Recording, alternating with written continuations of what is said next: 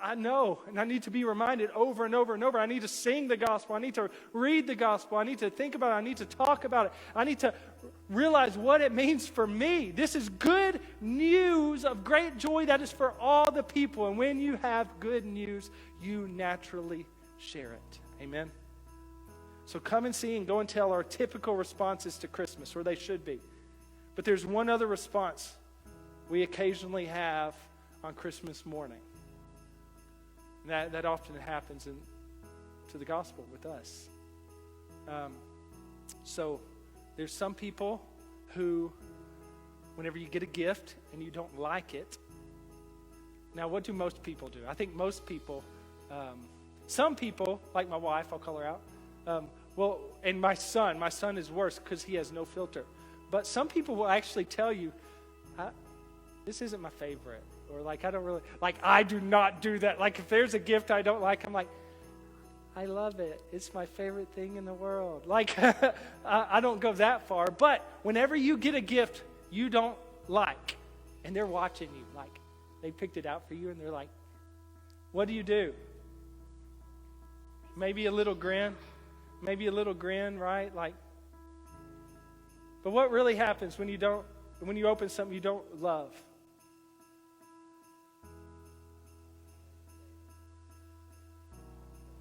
This is what happens, like, sucks. Or like, maybe you hate the color purple and it's like a purple shirt.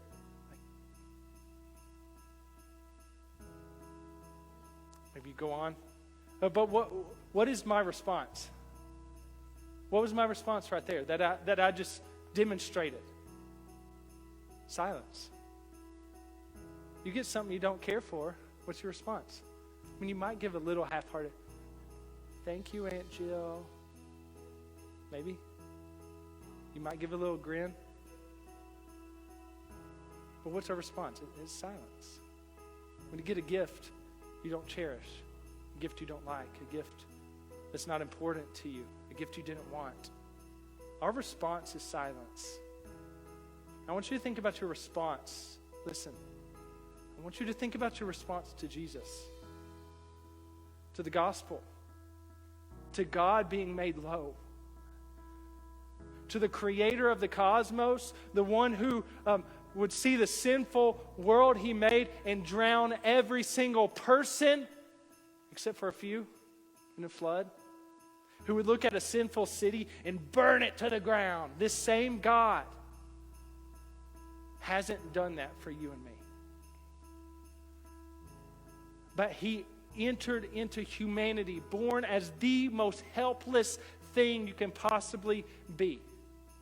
A baby. Lived a perfect life that you and I can't live. We deserve to be drowned in the flood. We deserve to burn in Sodom and Gomorrah.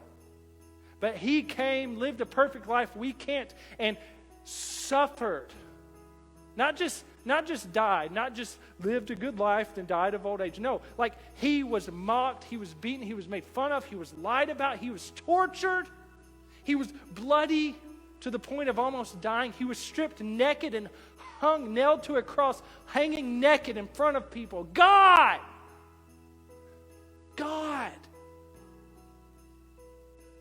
For you.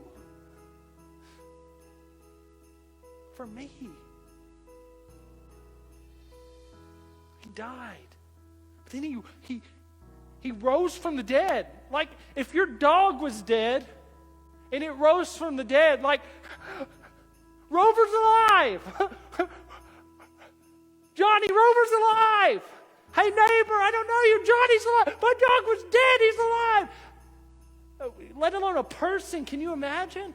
God, Jesus, is alive. He's alive. He's not dead. He's alive. You know what that means? That means you can have life. That is what Christmas is about. That's what the shepherds are seeing. God made low. I got to tell everybody, this is good news of great joy that will be for all the people. The angel told Joseph, you'll name him Jesus, for he will save the people from their sins. The name Jesus literally means the Lord saves. So what's your response with this gift? It's a free gift, and the gift must be opened. If you're in here and you've never opened that gift of salvation, you're getting the judgment like at the flood. You're getting the judgment at like Sodom and Gomorrah. It's going to rain down. But Jesus offers forgiveness. And it's a free gift that must be opened. But how do you see that gift? How are you seeing and perceiving that gift? Are you looking at it with, thanks, God? Then going on to your next gift, your PS5 or your whatever. Or are you grateful? Are you in awe? Are you thinking and dwelling? Are you going and telling? This is the response to Christmas. This is the response to the gospel. This is the good news.